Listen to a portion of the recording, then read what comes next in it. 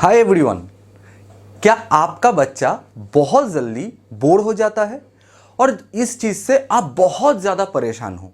क्योंकि जब भी आपका बच्चा बोर होता है उसकी इस अकेलेपन को दूर करने के लिए आपको उसके हाथ में या तो स्मार्टफोन देना पड़ता है या तो टैबलेट्स देना पड़ता है और नहीं तो टीवी में कुछ वीडियोस या कुछ ऐसा प्रोग्राम दिखाना पड़ता है जिससे वो एंटरटेन हो सके। आगे से अगर आपका बच्चा बोर हो रहा है तो कुछ भी चिंता करने की जरूरत नहीं है, क्योंकि बोर्डम इज गुड। बोर्डम बच्चों के लिए अच्छा है, अकेला होना बच्चों के लिए अच्छा है। कैसे? क्योंकि बोर्डम क्रिएटिविटी का पहला पड़ाव है। एक इंसान आज दुनिया में जो भी कुछ इन्वेंट हुआ है वो बोर्डम से ही शुरू हुआ है। तो अगर आपका बच्चा बोर हो रहा है तो उसको आप टोकिए मत, आप उसको इनकरेज कीजिए, क्योंकि बोर होने का मतलब है वो कुछ अलग सोच सकता है। वही समय है जब वो कोई ऐसा प्रॉब्लम जिसका कोई सॉल्यूशन नहीं है उसका कुछ out of the box solution निकाल सकता है। वही समय है जब आपका बच्चा क्रिएटिव हो सकता है। तो आगे से आपको ध्यान रखना है कि आपका बच्चा जब अकेला पड़ रहा है, जब वो बोर हो रहा है, उसके हाथ में ऐसे ही आप स्क्रीन थमा मत दीजिए। आपको कुछ एक्टिविटीज करने हैं जिससे आपके बच्चे का बोर्डम उसकी ताकत बन सकती है और इस बोर्डम को आप यूटिलाइज करके आने वाले दिनों में आपका बच्चे का भविष्य बहुत अच्छी तरीके से बना सकते हैं। तो आपसे आगे से आपको जब आपका बच्चा बोर हो रहा है तो क्या क्या काम करने हैं।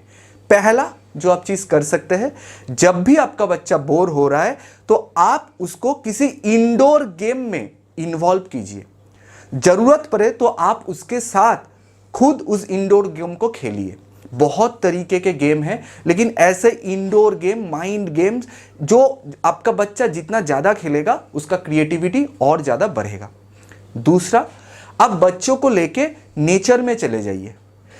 पार्क में हो सकता है, गार्डन में हो सकता है, वॉकिंग के लिए चले जा सकते हैं, क्योंकि जितना ज्यादा आपका बच्चा नेचर के साथ, प्रकृति के साथ इंटरेक्ट करेगा उसकी क्रिएटिविटी, उसके टैलेंट में और बढ़ोतरी होती रहेगी।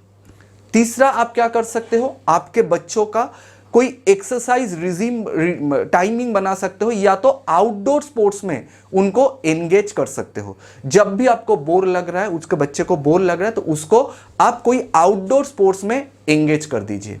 और उसी के साथ साथ आप आपके बच्चे का एक ऐसा शेड्यूल भी बना सकते हैं, जब भी वो बोर हो रहा है उसको या तो म्यूजिक में या तो ड्राइंग में, किसी भी फॉर्म ऑफ आर्ट, उसमें आप अपने बच्चों को इन्वॉल्व करने की कोशिश कीजिए।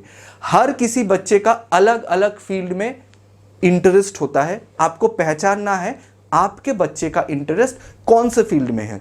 वो म्यूजिक हो सकता है, वो स्पोर्ट्स हो सकता है, वो आर्ट्स हो सकता है। आप उन चीजों में आपके बच्चों को इन्वॉल्व करेंगे तो ये जो बोरियत है, ये जो अकेलापन है, इसको भी अच्छी तरीके से वो बच्चा काम में लगा सकता है।